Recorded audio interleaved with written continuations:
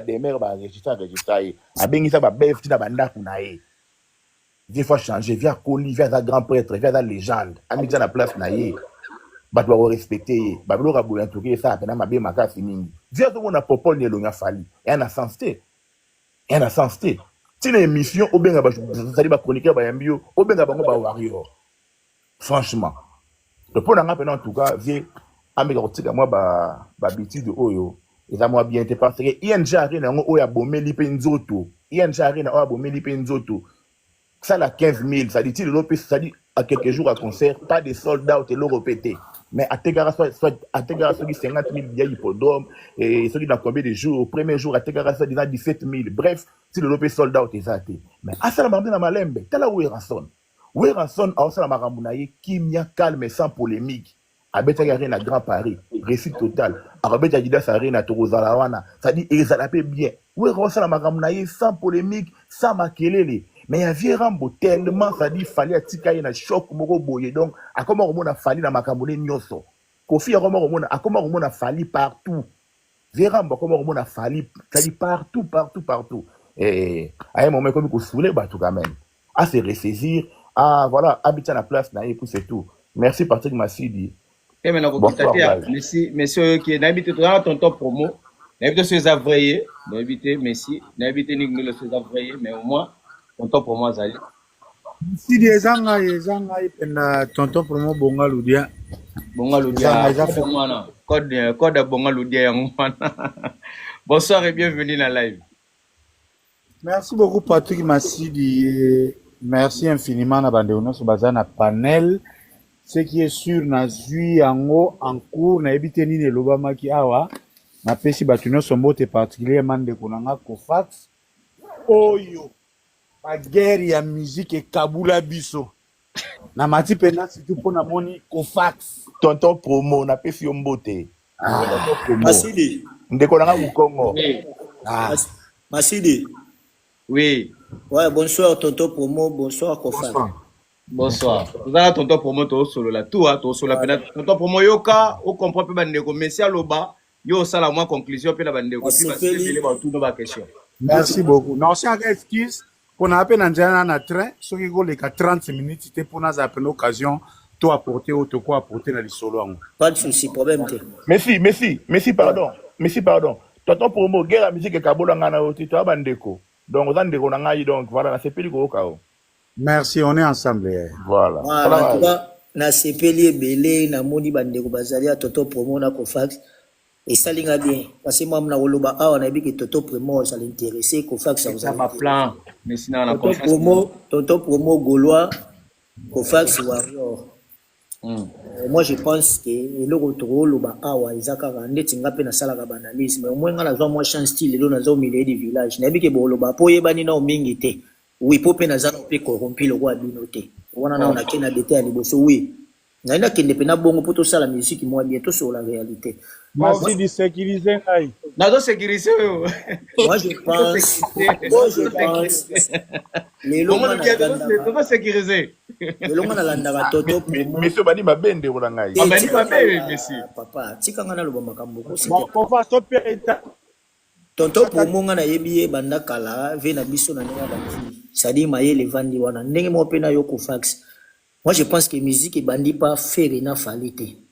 Musique et outils musique ya Congo ça date donc les lobes total à bino bande ko pe batala ka biso mais tant to ya ko mona le mususu ba manière na façon bino boso la musique bo pesa ka impression lokola na bana o bazo kola lelo lokwa musique ekutika époque fali na faire avant na keno na mambe monsieur avec ram na ina zonga na pona loba boy bino bozali bato boyebi histoire ya musique bien balebele. Ça dit, moi je trouve ça mal de voir dans la télévision, tout le monde dit Moutaya lobby qu'il fallait aller qui Kofi, moi je lobby faire aller qui Wera. Moi je n'ai mon arangona pour raconter entre état autre mers. Ça dit musique il y a ba Wera ba beta qui époque wana na ba faire to ko comparer ngote wana photos à la sincère.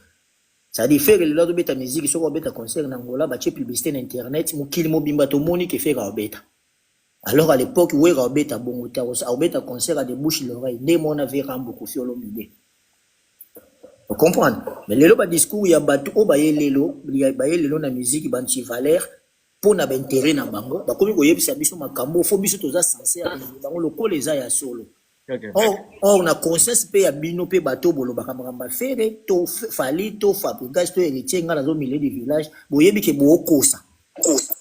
Et puis na musique na biso lelo nde totalaka yango nde tozwaka conscience nango nde biso tozomona ke oyo place na ye ezali yango oyo o place na ye yango oyo yango nini nde ezosala ke biso nyonso tokota na potopoto ezosala bongo parce que nzala na mendicité na lokoso nde yango ekosala biso tokóma na baterrain oyo omoni pembe molobi yango rouge et puis otikali nango mpe ndenge wana pembe bakomi sango rouge eza bato nga nalingi natuna kaka boye bino bato bozali na déontologie effectivement ndenge bosalaka bongo ntango bozongaka na ndako j'espère ke bona basi na bana na bandeko ya basi na babelle famille ntango batunaka bino ke mais awa eza ya solo ti yo lobaki ke eza lokuta esalaka bino ndeni eloko liboso ndenge natuna yango wana nayebi ke tonton pomona cofax bato bawario na bagula bokoexplike nga naye sikoyo na mwamba ve rambo nalobaki na yo ke elobi nalobaki ke Koffi Olomide ayaki kosala bacompte à rendre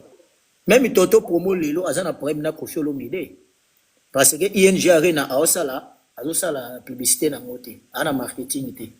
Donc soki toto promo ndenge vandi wana soki lelo alingi kosala émission na Koffi Olomide eloko ya liboso il faut sala bakoma nanu bien ozola na ngai il faut sala nanu bosere conseil ndenge nini Koffi Olomide akoki ko humilier migenie mate bandimi ay humilier marque tabo ba utane kala. Donc eli kolobake na ba marque tabo déjà bazana ba problème o déjà eumeli. Alors le kola ba mibongisi la kité écoute ki to sala émission na lobaki lobi ke Koffi ayebaki ke popola ko ya nani ya po humilier bango oui Koffi Olomide a raison popola a raison Koffi Olomide a tort popola a tort. Pourquoi? Acharnement na musique et comité na ba vie privée et komi koleka ba mondelo yango komi kosala ke ba haine ya musique komo kende tina kata motema yango komona ke à chaque fois musicien surtout oazo ya musicien o azana nani journaliste o azana couleur na été akolinga kaka dénigrer et surtout Koffi Olomide modèle na yango wana Koffi Olomide pesa ki migi espace ngana tali lelo asali vidéo na migi al kumisi migi ke patron ye mutaya laksa biso to mona ngo biso nyonso. Mais tu as dit que Miga yamba zobozi, tu as dit mission sur zobozi loba. Mais pourquoi Koffi Olomide ndimaki ko bonsana Miga? Pour avant passer l'émission, bah ça là qui déjà réconciliation moko boy, bah comment qui dit to banego mona biso nyos. Merci. Ne Miga andimi ko na plateau ya Miga a humilier yete. Mais ceux qui Miga nie makene ko sala ne Koffi émission na ndenge bazali la ki na ba guerre d'esprit. Papa o mata o kita ako dimne yo. Yango to ki ne pona chité to lo baboy. Ba journaliste ba chroniqueur à musique lelo interpellé pe biso to lo baboy. Musique ezali culture ya Congo. Yango mtezo o nyos tu misa zo sala lelo ezo ko pouvoir kara culture na biso. Moi je pense que okoki kozala pro préféré, pro fali, pro héritier. Eza guna yo, eza sentiment muta ko pekisho azate. Mais quand même tout ça là effort to meka ko sala yango proprement. Pour journalisme on a chronique musicale et outi pa ba vemanda chebwa ba sala yango boyete. Je pense que nous sommes ça loko atala référence na so ko za joueur ko tala ba joueur akala so ko za musicien ko tala ba vie akala ba sala ki ndenge ni mais biso lelo ba chroniqueur bato ba zo ko lobela ba musicien boye na ba sentiment epola je te jure boye na ba lokuta o yo po yebi que ozo ko sa biso mais pour na ni ozo ndima keza solo non.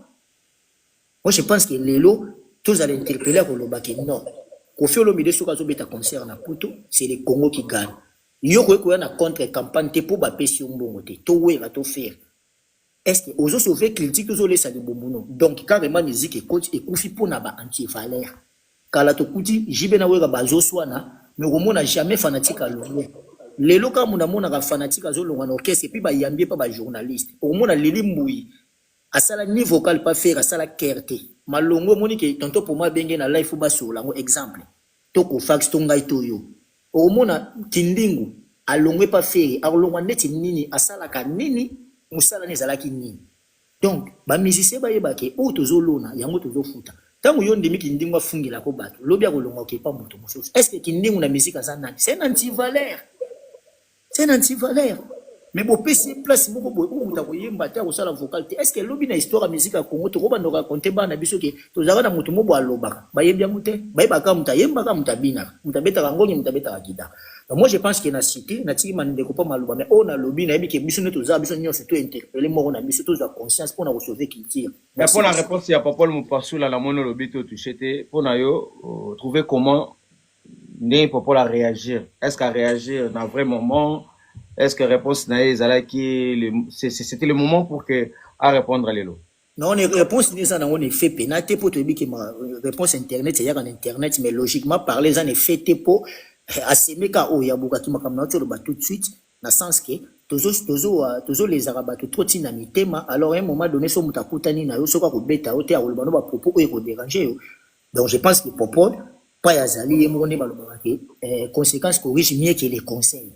Donc abongisa musala na ye à comprendre que na ko comme ça peut fali mais na ça na ba limite na ko pe ko leser baninga mususu te parce que ko dimna ba fort ya bande ko nyonso fallait abeti concert faire abeti ba nyonso ba beti mais so boye ka fali bien baninga on est à l'échec non c'est pas bien quand même les efforts à qu'il tire moto azo tia libaya pour ko beta concert apesa kwa ngana mbisité moko mona bande ko mubu ba sala ma po ba ko ba faux concert et puis na ba musicien ba comment ba proxima musicien ma comme ça moninga ne musicien ça n'existe pas musicien il peut musicien ma comme ça va falloir comme ça va faire moi je pense que ba même ba musicien on a faut ko interpeller bango ko yebisa bango te soki lelo ba weka son ba ko tia ba date na poto pour ba comprendre que ba musicien ou ba jeune ba beta te surtout le bitu tanga ngano na misapi ouais ba musicien ou ba jeune ba zo beta ba concert lelo to déclarer que abiso ba combattant musique ko fona ba combattant depuis musique zo na poto tanga na combien de jeunes ba ko beta na poto.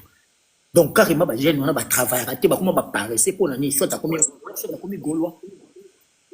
Vous comprenez? Donc, les musiciens, on a fait que ça.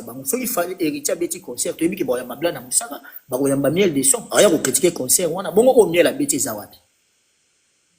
Bino ba chroniqueur, vous retournez, oh, vous critiquez, oh, il y a hérité, ça va, il y a bon miel à Yembi qui tourne à Wapi. Exact. Ba beta raté ba sala ke lokote me baza bata boso ya ko critiquer bato bino bozo ya ko yamba bango bo pesa bango place pour na webisa bango ke le quoi bozo ba danger alors ba danger te moloko bla na musaka ko ya o reprochera na musique pour yembi nzembo nini pour yesa sala nzembo nini mais yo ko linga o yamba ipo na nini a dénigrer wana pour yo zwa otalama pour na bino mi balé beaucoup banti valeur donc moi je pense que bato ba yamba pe banti valeur bon pe baza banti valeur donc ngala suki na ngawa merci mais c'est un bel tibilo là bon on lui dit aux anneaux d'accord pour votre truc la peine ni nule bon on lui dit est-ce que zo yo ka bakambo ni c'est solo bam yeah Patrick Massidi merci d'abord bien que excusez na lukana moi position il y a bien pour na contribuer et je un peu à la va vite mais to lukana ka to contribuer pas ces sujets d'actualité. Bon, je comprends déjà que ça panel est sami par rapport il y a émission au Kofi Olomide à Sali Nabandeko, ba Marc Tabou et consort. Okay. Je suppose qu'il y a un occupé de Gondenga lobby. Il a essayé un peu d'aborder le tout na manière il y a conviction na bituma o ya zomona. Mais pour nous à la brève tous ça d'accord. Il y a une illusion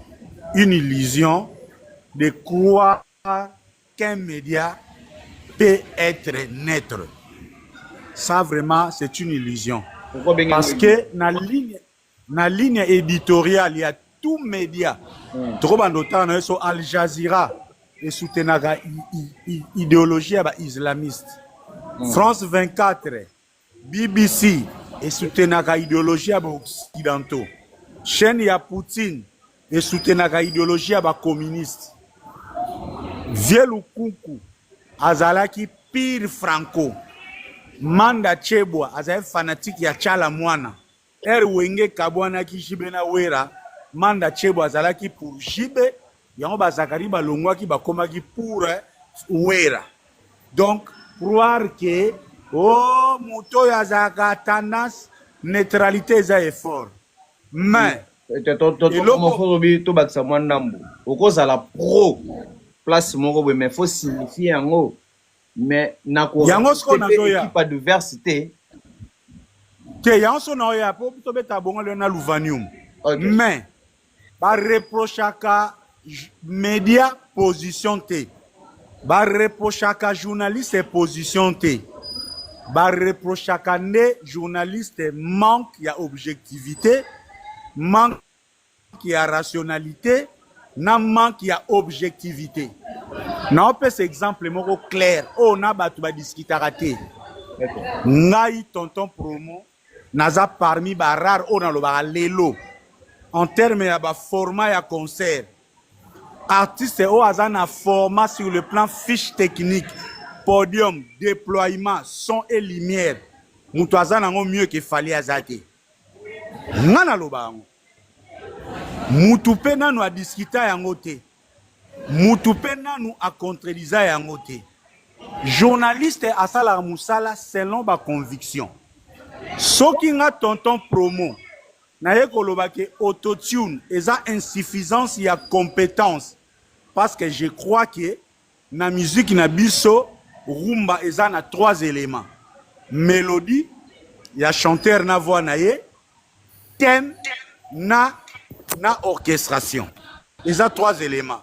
Quand je vois par exemple un artiste comme Fally atazui 1 milliard de batu na stade, mais soki atie autotune eza pasi nga par rapport ya promotion ya rumba nakumisa Fally koleka blana. Mais tonton blana autotune tout bayembelango na ba studio. Pourquoi kaka pa Fally nde bokomisa yango problème alors que autotune eza auxiliaire ou ezalaka permanent na kati ya studio? Voilà, une très bonne question. Autotune est professionnel. Mais autotune fonctionnera facilement dans la musique urbaine et dans le rap. Ici, je parle de la rumba. On dit dans rap. Rap déjà ça la marana ba effet na ba beat marambebele. Daju Gims sora na yache autotune. Déjà nature ya musique wana ça va avec banini wana. Mais or, un élément important ya rumba, c'est la voix de l'artiste. Mama, binana papa, binana ngana respect. Omoni bantesa, ba Carlito, ba John Poy, belengia banzembo wana ya mabele, mbonge, banzembo, nosto kaka. Elengi nango parce que rumba, difficulté rumba zanine. Boke na studio, boseli ba machine, yaka sko interpréter yango na live. Autotune na studio c'est bon, mais autotune sur scène, pour na rumba, eza déficitaire, on a lobaka. Autotune sur scène eza lokola ozolamba pondu na mafuta ya huile alors que lenga pondu ezalaka na mafuta mbila. Bref, on ezaki parenthèse pour dire que position ya journaliste ezaka conviction na ye na démarche o ya zo sala na o nazo comprendre na lbo. On a le que ouais ezaka pona journaliste azaka na position. Pona zonga na sujet ndeko nanga Masidi. Oui. Kofi Olomide biso stoyebi.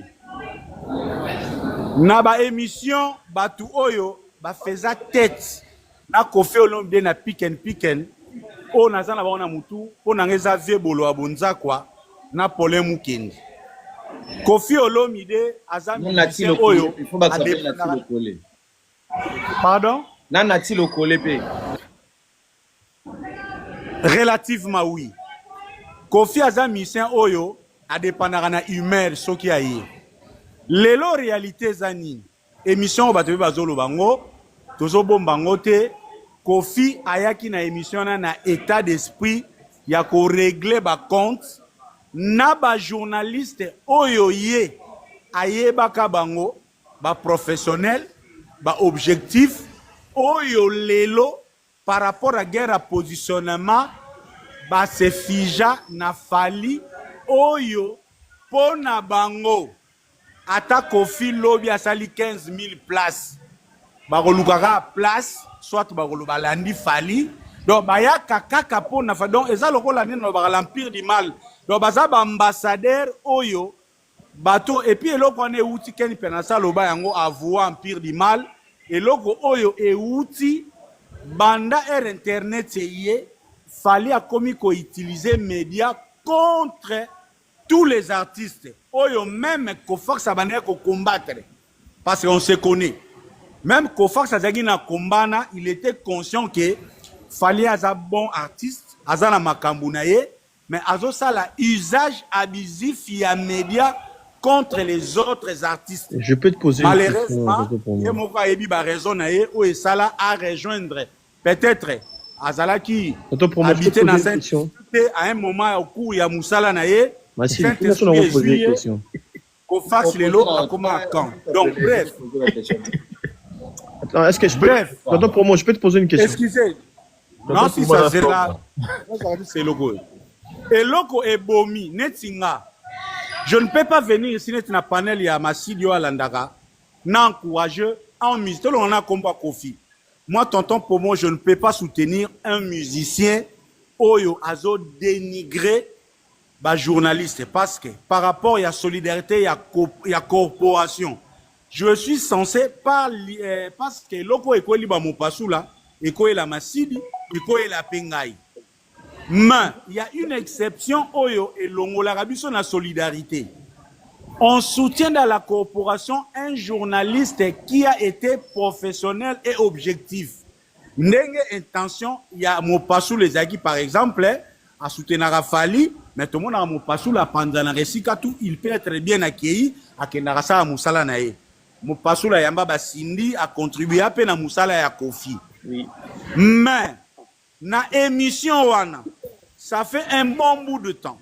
Presque de 3 ans, même lui-même Mopassou là, penchant oya comment on a cousin naïe et comment tellement subjectif que Kofi Olomide en a eu l'occasion pour régler les comptes. On peut faire un exemple banal.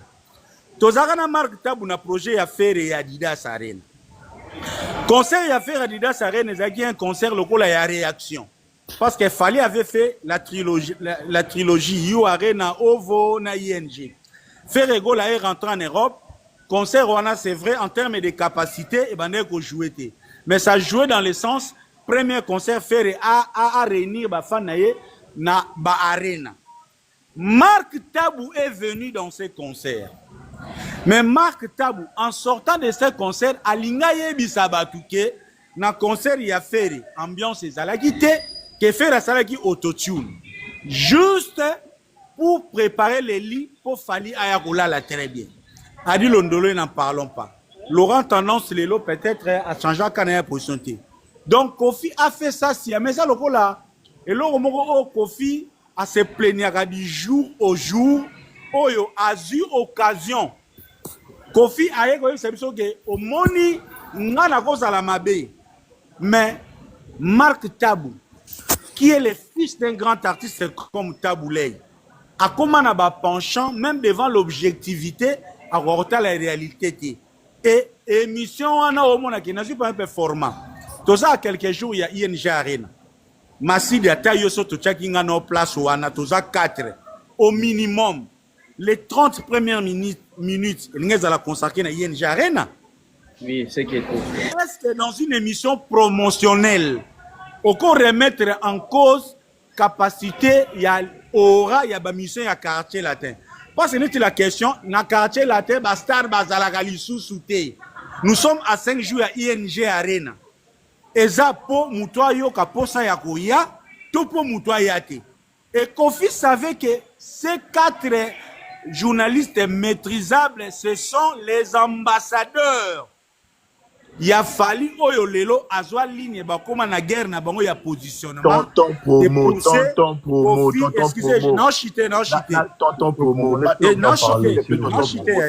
Permettez-moi de chiter. Non, mais laissez les autres. Il y a quand même. Tonton occasion. Ambassadeur a fallu Popol. Laura Tanas n'a dit Londolé quand même, tonton promo. Tout ça va réaliste. Tout va faire. Kofax, supporter à 2 minutes. Vas-y, pour citer là. Kofax, osa maîtrisable. Il y a protéger. Maîtrisable. Tout le monde est maîtrisable. Kofax, osa maîtrisable. Protéger la question. Pour moi, si 2 minutes, non chité. On va pas parler pendant 15 minutes. On va excusez, s'il vous plaît, chers amis. Le plus grand péché, Yabande Onabiso, 1, c'était une émission non préparée. 2, c'était une émission qui n'a pas cadré aux besoins de l'artiste et aux besoins du projet. Parce que tout ça, émission, c'est le rôle de la dissertation. So yambi le lovie quand ani boma o luka o valoriser passer na biloko asala. So il est là quelques jours il y a concert o yamba musicien par rapport il y a concert c'est vrai ceux qui te soli concert toko luka moi biloko e benda pour émission etalama mais soko tali même coordonnateur Popol Mupasula au cours de l'émission à perdre maîtrise même a dit Londolé donc chacun y fait pourquoi parce que ndeko na biso baza réputé ba grand journaliste ba yé na émission mo qui est censé être professionnel ba minimiser que Kofi aza na rancune moko ne fût-ce que pour na ko recadrer bango c'était ça et loko ibaki yango ngaipe mais résumer photo rectifier d'abord journaliste ayambi invité les journalistes ndako terre est invité pardon faire bien que ayako sala boulot na ye comme il se doit pourquoi parce que avec une émission mais avec consommaté à répéter les yango Kofi Olomide plus de 3 ou 4 fois. Et deuxièmement, si vous Popol Mupasula, je trouve qu'Azaki a beaucoup de maîtrise. D'abord, en étant moi, il est qui a Kofi Olomide. On va annoncer télévision et ça monde monsieur que pesa na bédication on faut la qui sabat pour battre la rapper la besoin balanda exemple tout mentor nous pesa la peut-être Popol ou bien Adilo. Je pense que Muto a gagné la Muto, yemo kanda ye beloni dans sala à la place que bateau ba ye place na ye ba ye beloni dans sala profit. Donc ba sala ki boulot na bango sauf que Kofi Olomide nde ayaki na boule na ye. Voilà. C'est Massili, on est à point de vue na yo. Et ça point de vue na yo yo faut plus nous sur la question. Neti yo go place sa opinion hein. Faut tout dans des questions yo sauf que na yo permettre bisope to poser bino ba question mais pourquoi nous passons na yo toto pour moi aye ko répondre. Na yo réponse pourquoi nous passons là retrouvango et na bon moment ou bien wana eza attitude ya ba faiblard ya ba canard mouillé parce qu'il était en face de Kofi. On d'abord tu imagines un Popol Mupasula oyo ba incriminé comme cousin ya Fali. Il ne nie pas ça, il va plus loin. Il a roulé pour son ami héritier, il a roulé pour Kofi. Est-ce qu'on a besoin de journalistes na plateau pose à la cousin à Moututo, ami à Moutou? Ça c'est la subjectivité. Déjà, il n'avait pas la capacité intellectuelle de faire face na obstacle au ezagina Kofi. Parce que atayo ne ozabo soko ya mi ya na yo na plateau ozasu leki ya na ote un Mupasula qui se veut être l'enfant de Kofi Olomide donc tous Nzembo Popol Mupasula les frères de Rocky les frères de Didi les grands frères de Nine on n'a pas besoin de ça na plateau alongolisa idée ya guerre ya moi ici à ton papa. C'est là où maintenant il s'est comporté comme le côté de Fali en état sentimental. Donc, chers amis, Kofi est reprochable dans cette émission. Mais nos amis chroniqueurs, au bazan expérience, n'ont pas été à la hauteur d'abord. Il y a concept et émission et ils n'ont pas été à la hauteur de l'invité. C'est ce que je pense. Merci. Voilà. Nick Nelo a la question posée tonton Promo. Nick Nelo, au qui plaidoyer tonton Promo. Nick Nelo, Nani, Patrick, Zelamouké, Nick, attends d'abord. Aris, Loba Moté Mebeta, Loba. Nick, après, Patrick, excusez-moi. Nick aille après Aris Moté Mebima. Aris, vas-y. Aris aille après un rappel à Meli Barbela ou ils ont arrangé d'ailleurs. Ah bon? Ah, là, tu n'as pas de question. Nick, j'ai là, tu n'as pas de question pour le ballon. Yeah. Bon, bonsoir à tout le monde. Moi j'ai un problème. Moi, je n'aime pas trop l'hypocrisie. Messi, je félicite déjà Messi, merci à lui, parce qu'il a dit des choses qui sont vraies. Toto, pour moi, il a dit fallait à utiliser les médias congolais afin de contrer les artistes. Et Toto, pour moi, j'ai une question à te poser sérieusement. Alors, toi, qui t'as utilisé pour attaquer Fali et sa femme? Pardon? Banne la question. Tu as dit Fali a utilisé les médias pour attaquer les artistes congolais. Alors, toi, qui t'as utilisé, toi, pour attaquer Fali et sa femme? Non, déjà, assertion, tonton pour moi, attaque Fali et sa femme. ils ont déjà une assertion fausse. Ah, Ngai on a na des salaka, vidéos. est-ce On qu'ils a des étaient autour de la vidéos. question? Merci de protéger. Il faut répondre. Pour ça, une question, il faut répondre. S'il vous plaît. Répondre. Déjà, assertion, or le baguette tonton promo, a fin a fallu na moi sinaye, déjà, ils ont une fausse assertion. Ngai tonton promo, na salaka analyse et décryptage par rapport à ba fait automonaka. Ngai na conviction na comme journaliste. Naebi que moi si ya musicien, aza mutu oyo azo ko accompagner artiste pour na musala na ye. C'est-à-dire ndeto banoma pepe dem avaba kabwana na Gims elle écrivait ba scène ya ba clip ya Gims. Tout le monde a lelo boepe moi ça cause na fondation à sali eloko pour accompagner Moubali. Moi je prends Fally Ipupa comme quelqu'un de grand. Je ne vois pas l'utilité Madame Ipupa qui vient nous démontrer ses seins pour nous dire que Azana Dendako. Je ne vois pas, moi, selon ma conviction, l'utilité. Il y a Bokilo Nanga Nana, Oyo Lelo, Fally Azana photo na ya Keinate. Moi, je ne vois pas l'utilité que Fally a longoli Keina na tatou, Maman Nana pe andimi yango. Pour moi, je vois... Pourquoi ça te regarde? Parce que c'est une vie privée de l'artiste. Non, il devait parler de la musique ou de sa vie privée. C'est star à la vie privée. Ngam qu'on a divorcé na mama passa bo mona photo na ye. Ba to ba lo ba ke to bomba bengani na ndoko bo mona photo mama passa. Marcelo après c'est lui qui veut reprocher les artistes. Les gens les stars n'ont pas de vie privée, mon frère. Mais s'il a raison, vous êtes tous des anti-valeurs. One is a lecture na lo ba yo tu nga question na bi les pourquoi. Moi, j'attends, par exemple, je m'excuse, de ma belle-sœur, Maman Nana, Azala Mouto, Azala na fondation, à accompagner, à structurer Zel Naye, ya ko accompagner papa.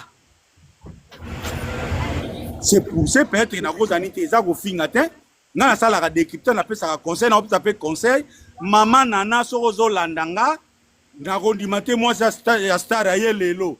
Oh non, tu es dans le TikTok. Marco 6, Kataba compte. L'objet a zongi sous Nazana Dendok. Je n'ai pas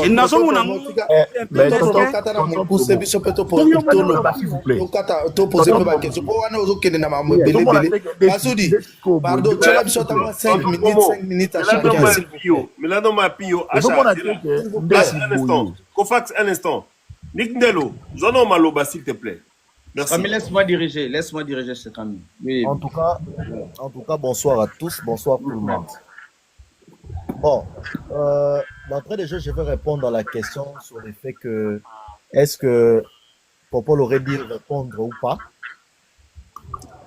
Bon, pour moi, à Coca qui n'a pas qu'au se taire, mais les actualités, il a décidé ainsi de parler. À ça l'émission. Bon, on a maintenant la côté live, la manière où la démission, je suivi quand même quelques extraits. Bon, moi aussi, les ressentis que j'ai eu en suivant l'émission, pour moi, Popol devait, s'il avait des choses à dire, il devait le dire sur le plateau. Bon, il faut tous avoir la personnalité. Il fallait qu'il le dise sur le plateau. Quand on fait une émission avec une invitée, bien un invité par exemple, qui papa, qui l'est qu'ils a raté. Je vous donne un exemple. Cyril Hanouna a chassé un député de surcroît dans le plateau d'ailleurs parce qu'il est venu dire des choses où Hanouna s'est payé ça qui était. Et ça coûtait à Hanouna même des amendes. La réglementation et à la presse française, mais au moins Cyril a gardé sa dignité. Il a viré un député de son plateau en utilisant même un mot fort, casse-toi. Donc, moi je vous demande, vous la presse, ma journaliste s'il vous plaît, beaucoup à l'art. Comme ça au moins vous allez dompter vos invités. Parce que moi je ne pense pas que Kofi Olomide a reçu la langue devant Drucker, même si les questions que Drucker pose dérangent. Donc, pour moi, je réitère que Popol, à quelqu'un peut garder silence, mais c'est une question chaude, ça dépend.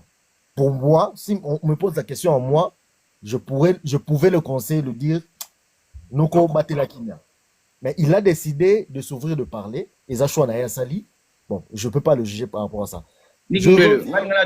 Question à savoir, est-ce que Popol, na Marius, na Bangomi Balé, nani akoka kozala cible facile ya Kofi par rapport à Fally?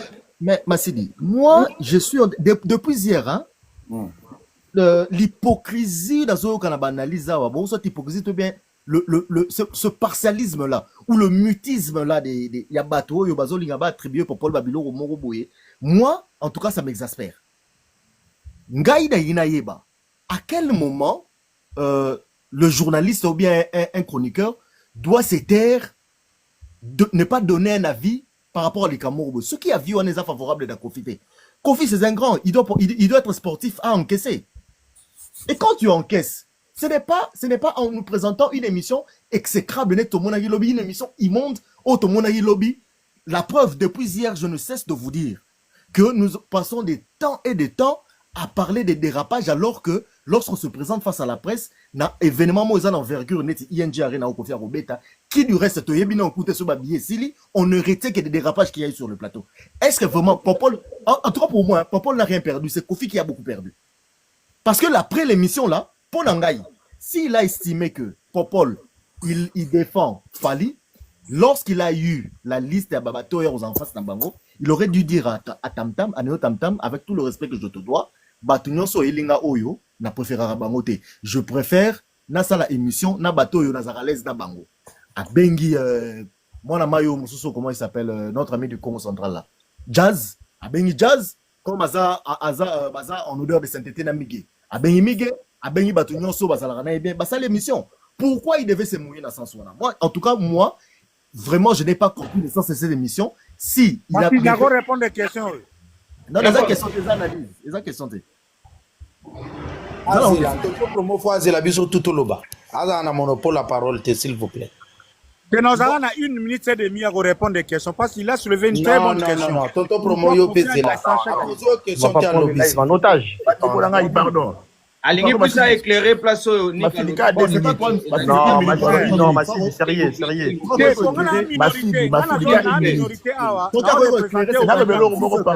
Par rapport à le reste to banolo ba moko mo boeto yo kanate. Tenez pené le mot par rapport à Massi pour lobby.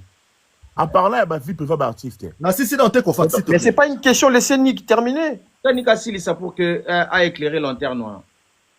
Alors, donc ce que je disais, c'est que pour moi, Kofi n'était pas obligé de faire appel à des gens pour qu'ils nous présentent une émission nauséabonde, abjecte, immonde, infecte, totale et l'oro oyo. On fait une émission pour les téléspectateurs. Autour des polémiques, alors qu'une émission télé, je persiste que ils ont un objectif. Nalina lopna souligné l'oro moko. Moni, masi tomatana ma panel de fois, parce que bino bozaku to bo vivara na star. Mais j'ai eu un peu de temps, Yako fréquenté un ami qui était proche à Soule Kaouka à l'époque, en Orvan, dans la cité des Fleuves. Bon, ça me gêne, Yobeta Masolo, mais je vais quand même le dire. Vous voyez que lorsqu'il y a des gens qui viennent confirmer à la télé que Fali a monté pressement pour finir à Rabatou, j'ai l'impression que les gens ne connaissent pas Fali. J'ai vraiment cette impression-là. Tu sais que Jacques Ndal a fait une déclaration tant qu'il fallait obéir à Bercy en disant que ma combattant va bombe na kata salwana. Je te dis que cette déclaration-là énerva tout l'entourage de Fali. Tout l'entourage. Vous savez ce qu'il fallait dire? Bazai que tout prêt à porter Jacques Ndal la plainte. Fallait a dit, si vous portez plainte, qu'est-ce que ça me rapporte? Rien du tout. Je vous assure. Même à Tabato, même Miguel, il sera incapable de prouver que fallait va neko Tinda descendre de Kofi. C'était pour faire sa blague à Kofi Olomide à l'accès à Kofi Moutamalamu. Dès il a dit ce qu'il a dit dans ce plateau-là avec plein d'émotions. Et je demande tout le monde à Rata Panelo. Bon, il y a une émission moko clairement, Popol est en train de dire du mal de Kofi Olomide. Les athées. On va tous faire des élucubrations ici. Fali n'a pas ce temps-là, il est tellement imbu de lui, il est tellement concentré sur sa carrière qu'à un moment donné, mais si moi je peux vous dire quelque chose par exemple, en tout cas, Namoni, Tozola Tabagantro. Au contraire, c'est le vieux Kofi Olomide qui a vendu. Moi, j'ai un petit à moi. Aocho Yebi Sanga semaine passée, longtemps comme on a été, parce que Naria Oulukele m'a campé à zapper dans siège à Kofi. Il m'a dit que Kofi lui a envoyé, il lui a demandé à attaquer maman Bilabel. Moi, je lui ai dit, petit dans il sera au côté de la vie, on a eu mon poisson beloka. Pour banda ko beauté yo, ça et l'eau salati.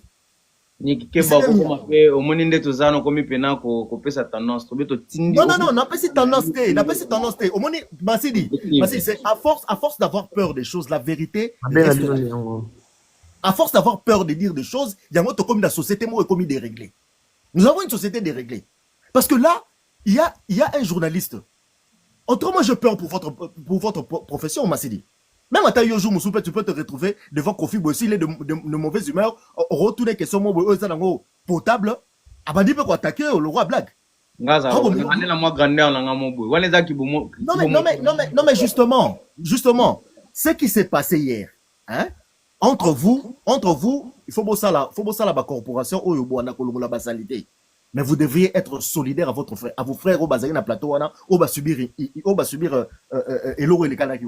Parce que vous voir en train de dédouaner Kofi, non, Bomoni, Popo Lazam Moutafali, à quel moment, dites-moi l'émission, bon, ça va clairement.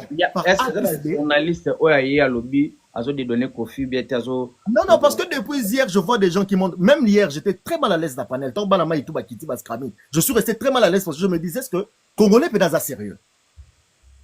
Congolais est sérieux. Le Congolais n'est pas sérieux. Alors, créons une société normale. Moi, je vous dis, je vous le répète, que j'ai vu Anouna, parce qu'Anouna pas comment puissance, je ne vais pas vous l'apprendre.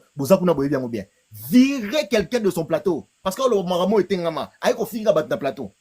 Alors, vous devez, Popol pour Nangaï, en tout cas, le seul regret que j'ai, il devait pas se dire que Oyaza Papa Nangaï a respecté. Non. Il devait d'abord respecter son boulot. Pour Nangaï, il devait prendre des décisions. Et ça peut émission Mosaïque en direct. C'était pourquoi ils n'ont pas coupé cette émission de décider, dire à Néo Tamtam que Néo Tamtam, nous n'avons pas été à la hauteur de ce que nous avons proposé. On peut faire brûler l'émission. Ça aurait été mieux. Donc, Dasuki Wana pour moi. Voilà, il y a Acha. Après, il y a. Non, c'était à moi. Ok, non, c'était à moi. Toi, tu as des Harris, toi, tu as déjà parlé. J'ai parlé à quel moment j'ai posé une question. Non, attends, moi, je vais aller au boulot là. Mais j'ai monté avant toi, moi aussi, je travaille. Oui, je vais dire juste 2 ou 3 mots. Masudi, bonsoir à tout le monde. Bonsoir. En tout cas, j'ai apprécié Namututu, Mambo, Balobi, Batutu, Balobi, Kofax, Tonton Promo, tout le monde. Niki, tout le monde, Skami déjà, on sait, Namon a déjà Matara. Mais ngana lo bailo comme Masudi, omoni le respect s'impose. Le respect s'impose. Quel que soit tu sois grand, tu sois petit, soro lingi ba respecter, faut que tu t'imposes. Faut s'imposer respect. Ce qui a manqué na plateau ana. Bokolo banabino parce que tout le monde bazo s'attaquer na cousin Afali. Mais à éviter que Kofi a manqué tout le monde qui était là du respect. Faut dire la vérité. C'est que Kofi a manqué tout le monde du respect. Parce qu'il est Kofi, Bawana Bazana Bango, Bampiakaner, Bazo Lukande Kofi, a manqué Bango respect. Aujourd'hui, Atanga Nazan est l'autre côté, toi tu es plus grand, tu veux me manquer du respect devant tout le monde, na émission. Moi, je vais te dire que non, le respect s'impose. N'a pas imposer respect dans l'autre côté. N'a pas imposer. Et pourtant, Popol Bayara Poto, Toto Ayambi wana Bazarana Poto, nga nazana pasi na digira ngote pour na moni que Kofi a respecté bangote en tant que musala na bango. Les lorsqu'on dénigre journaliste moko, c'est qu'on dénigre tous les journalistes. C'est pas la première fois qu'on fait ça là on a journaliste. Ce sont les journalistes qui ne sont pas intelligents. La côté ni gauche ni droite. Je vous dis franchement par là. Les journalistes sont des poser des questions baza maïl était. Na sens ni. Kofi a manqué bango ba respect. C'est kolobati na ele na lignango te. Tolo ka ba momo ko kozala na moi baza maïl. Ok, baza maïl mais a manqué tanga na matina plateau na yo toyo yambinga. En tant que Oyambinga qui est décollanga, la place on a fait que Babane qu'on respecter d'abord pe qu'on fait le média, bah ça lui preuve avec éducation d'abord. Pas ne on a oui, bah respecter mais il y a respecter bango te fallait me bango ba la c'est pas il y a respect na bango na kilo na éducation na bango. Non, tant on manque un respect na remettre yon en zela quel que soit grandeur na yo. Si ça marche pas moi je vais quitter. Avant que les choses te quittent, moi je vais quitter. Na kenesko na tonto promo bandoko loba zola dabiso na se. Moni bateau ba désorienté ba congolais. Baza parmi bateau ba désorienté ba congolais. Pourquoi? Soki aza na problème na artiste moko a commis contrier directement a commis kolobama a commis quoi viser ma benaï. C'est ça qui tue les Congolais. Quel que soit le goût et les couleurs ne se discutent pas. Ngala soko lingaga artiste moko, ça veut pas dire que o kitis artiste mususu o dénigrer artiste mususu pour un artiste nayo en tant que journaliste. Sauf que bazaba journaliste était bazaba chronique, bazaba toyo kaya ba internet ya lelo batangeli ngoti. Mais je pense pas que Kofi Makambo asalaki. Soki ezalaki tonto promo bandoko loba soki azalaki na guerre. Par exemple, ndenge alobelaka fali mabe. Ke ya yambi fali na plateau na yo soki fali alobi a régler ndenge Kofi. A régler qui il devrait faire la même façon Kofi asalaki na Popol. Tout le monde est comme ça. Mais soki ba garder bande na bango, quelque chose lingaka moto. Mo garder bande na yo ke olobelaka batu nyonso. Ils vont te respecter, ba roya na plateau na yo. Bino tout botangi ba kombo ke Kofi asali bongo po aleka ke mais Kofi aleka na plateau ya Papi Mboma plusieurs fois. Bet oye ya sala ki wana ko sala ngo Papi Mboma te. Po Papi Mboma ko zongi sepe na place na ye ke awe zanga nazo tuno ba question eza plateau nanga. Yango monique même Toto promoting aza wana soka yambi fali je te dis. Soka yambi bato ya takaka.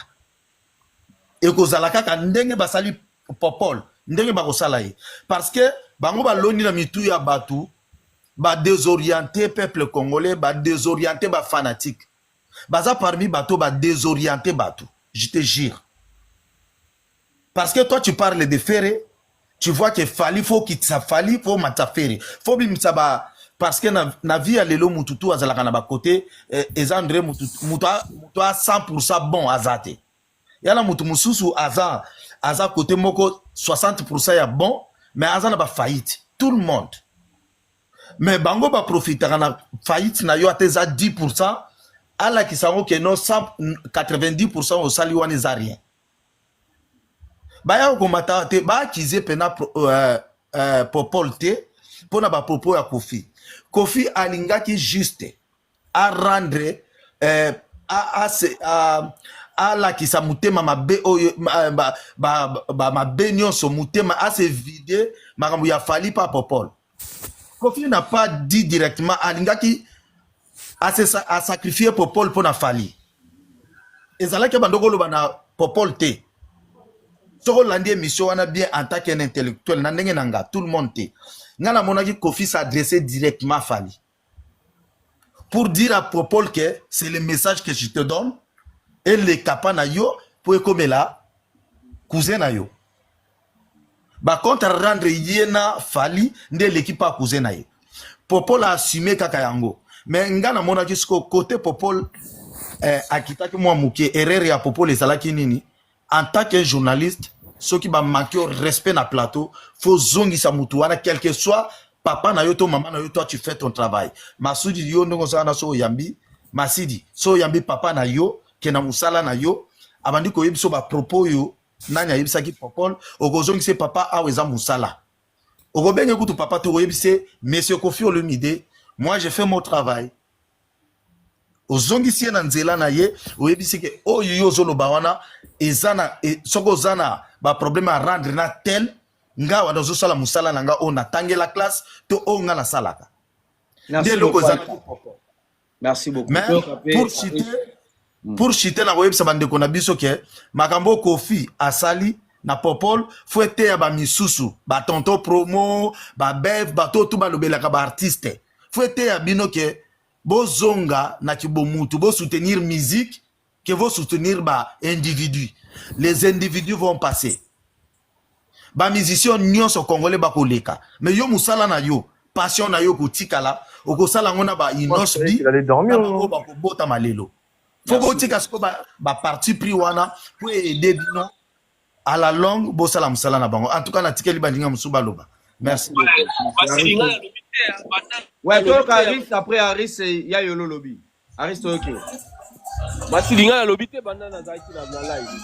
Si, oloba, c'est qui Aris parce que a chuté, quoi bande ko loba. Mais Aris, tikela nga pena lobati mon cher. Non, tu sais que le lobby, na lobby à quel moment? Yo lobby na yo kaki lobby. Yo kinga na quel moment kinga pesi na lobby. Na permettre nga tout na question kinga pesi na lobby. Bon, loba kasi zala bref, nga na place moi makele les zala bref. Zala bref ndenge ni batu ba lobo zesa zala bref tinga chance zala. Bon, tika nga kasi na loba avant kasi. Oh putain. Vas-y Massy bonne nuit à demain. Aris loba. Kende kasi kende. Loba toyo ka Aris. Pas bien. Vas-y loba toyo ka Aris. Ah, besoin de lobo tika lobo. Te loba Non. Lobby dans la boulot. Non mais loba Aris. Bon voilà.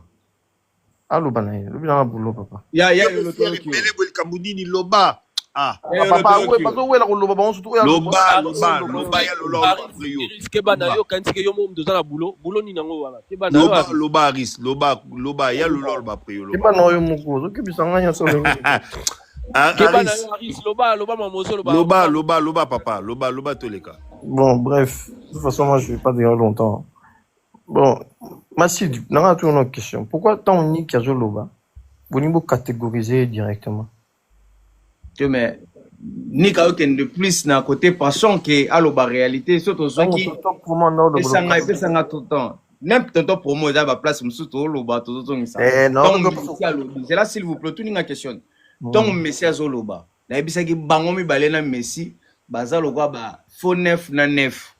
Donc bango vous pas pesa biso analyse ça objective mais objectif donc yango Messi apesi yango nando s'atteindre pe na nik fois lo bango bongo na yebi pourquoi na yebi sa nika lo babongo aza la côté passion te ma pesa biso kilo ya non mais nik agit c'était véridique c'est tout alors ben malobi vous avez qu'à véridique na mamuna non donc ba tout la question yo analyse non ma question te akanga te na tout na question te.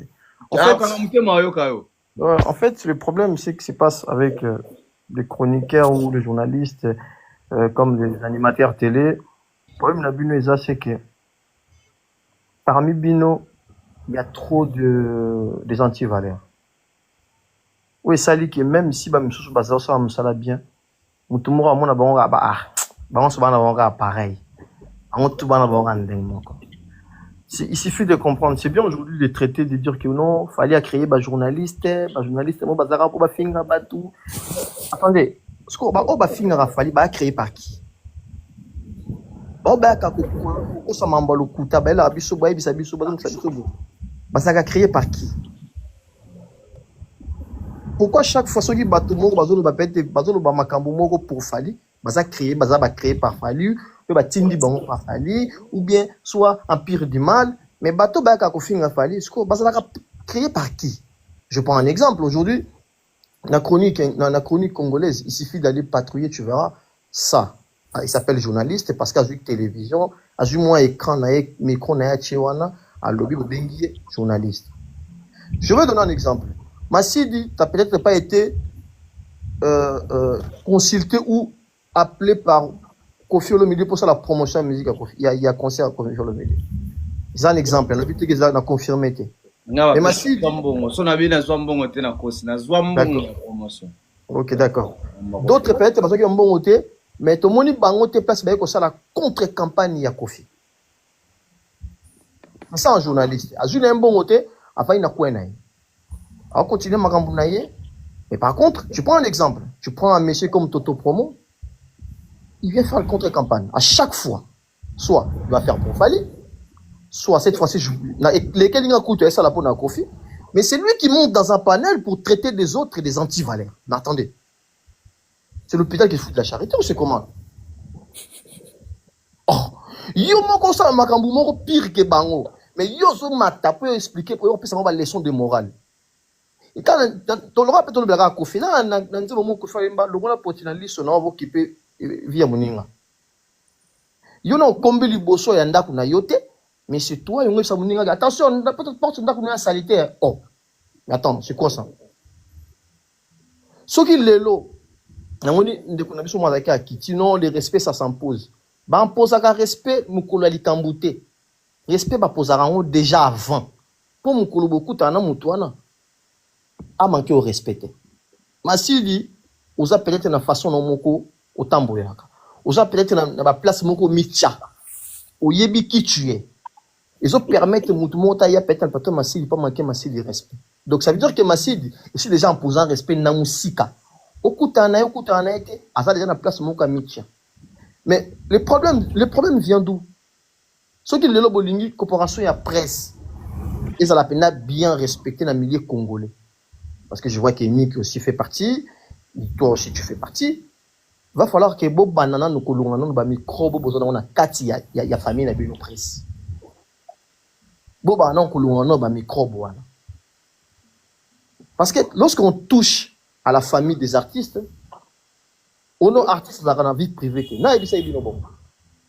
Donc tous les journalistes na bino na otanga ça bino que artiste bazaka ma vie privée. Papa, moi, na Michael Jackson, papa, quand un micro supporter, s'il te plaît. Je ne pense maintenant Non, de l'actualité. s'il vous plaît. Au métro sur les États-Unis, le divorce, c'est la une de l'actualité. On lobby bien divorce.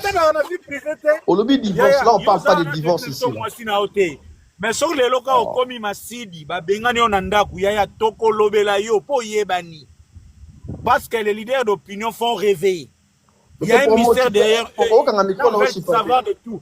Les lots Moutalinga Yeba, fallait attendre la voiture Nini.